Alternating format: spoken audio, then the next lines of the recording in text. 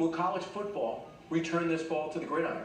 LSU coach, Coach O, is ready to return right now. But I do believe we need to play football for many reasons. And then, first of all, I think the country needs it. I think the state of Louisiana needs it. The economy needs it. We all need it. I think our children need to get back to school, and we need to get on the right track and find a way to fight this thing.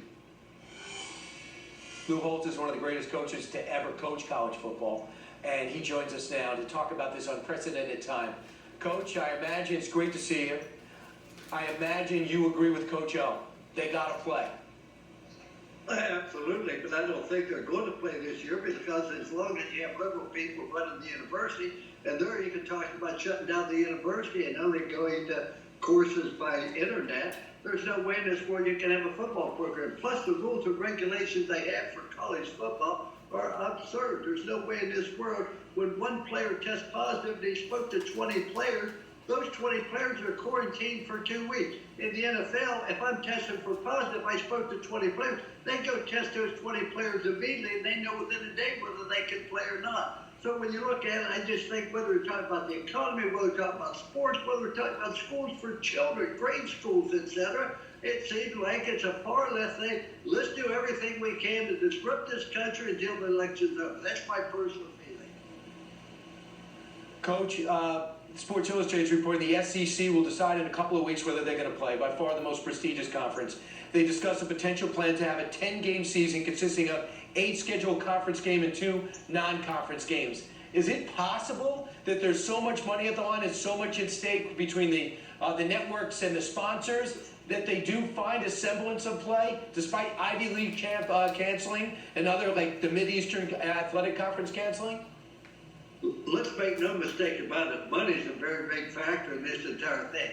The big 5 power conferences on the average will earn $60 million, and they will lose that $60 million if they do not have football. If they don't have football, you aren't going to have women's soccer, you aren't going to have cross country, you aren't going to have non-revenue sports, etc.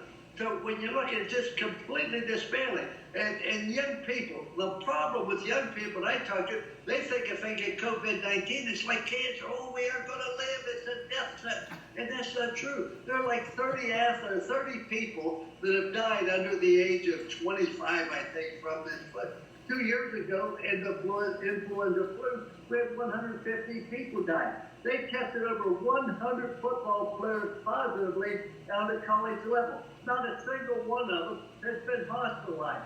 My feeling is, hey, if you're sick, see a doctor. If you have an asthma condition, don't come here. But other than that, let's show up. Let's play the game. Let's get on with our life. Please, to the government, don't keep me alive, but keep me from living.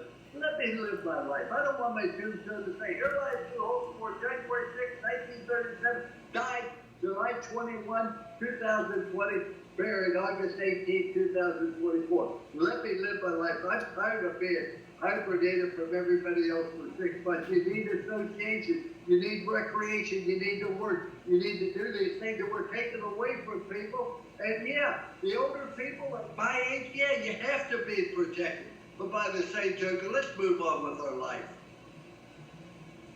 Coach, you always talk about in sports, don't complain about the ref, don't complain about the field, don't complain about the crowd. Find a way to overcome it. That's what you have to do in life, and that's what these conferences, and that's what this sport should be doing, and that's just the fact. Coach, I think you motivated a lot of people today. Hopefully you've bent some minds into shape. I'm so sorry to hear about the passing of your wife, and it was so nice of you to do the show. And I know what a great couple you are, and thanks so much for your time tonight. Thank you for having me. The sad thing now, I watched Tucker Carlson and Sean Hannity and Laura by myself rather than with my wife, but life goes on. We all have challenges. That's one thing. The older you get, you're always going to have problems. You're always going to have difficulty. You learn how to handle it. I wish the government would learn how to handle it rather than worry about an election in November. Let the people thrive. You're the best. Thanks, Coach. Thanks. Talk to you soon. And now.